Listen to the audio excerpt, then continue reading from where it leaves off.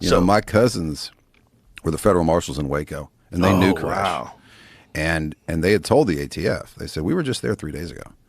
Like, they could be whatever they are, but they're permitted up. And they were driving down I-35, and he looked up and saw these 3 choppers, and he knew exactly what was going on. And by the time he got to the Koresh compound, those guys had already been killed. But he knew David, and he went up to maybe it was a week or 2 later. I can't remember how long they held up in there. But he said, let me just go talk to Koresh and see if I can get any of these women and kids out. And he did. And he walked up, knocked on the front door, and took like 30 of them out before they just torched that place. Yeah, they did torch that place.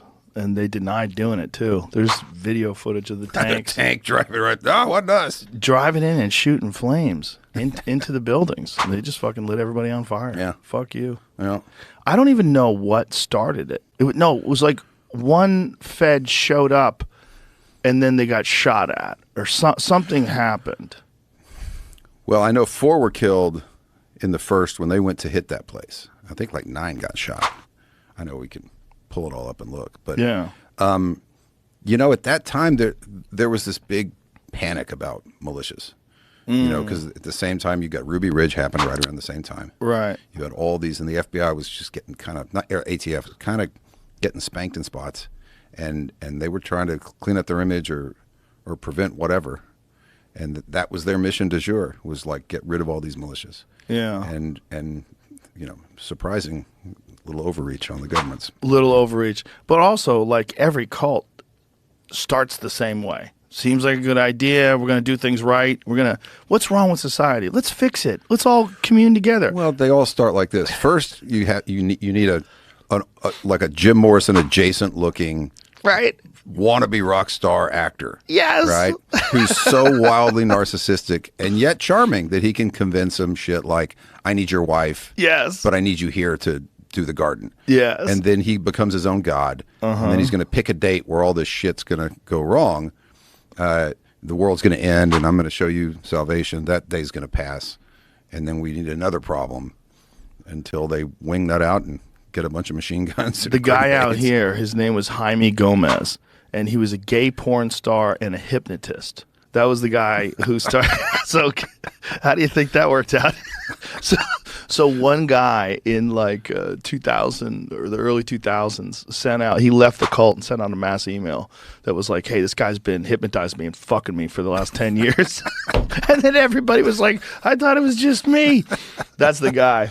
But when he was young, when he got old, I say, it looked like a model. Oh, when he was young, he was beautiful. He was beautiful. He had like a chiseled body. He was a yoga instructor. I think that's how he started. He was an actor. He was in Rosemary's Baby. He was like an extra in Rosemary's Baby. But when he started the cult, it really just kind of started out as a yoga class, and he was very charismatic and convinced these people that there was a different way to live, and like just like that. I'm sure you've seen Wild Wild Country. No. You never seen that? Oh, No. my God. It's fucking amazing. It's a Netflix series about this cult that took over a town in Oregon. Yes, I do know. Yeah, what and this is. they poisoned everyone in the town. They shipped in homeless people so that they could vote. So they took homeless people and they brought them into the cult so that they would be a part of the community and they could vote. And then they just took over the fucking town. And then once they did that, they kicked the homeless people out. And it's a wild. If I wrote that documentary screenplay, series. people would say that it's ridiculous. Yeah. There's a lot of those. Oh yeah. Oh yeah.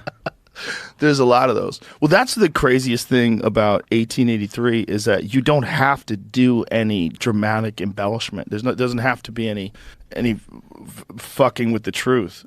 That is literally what went down. Those people literally came here. You were telling me on the phone that what percentage of the people that made the trek across couldn't even speak English? You know, it's something like 40%.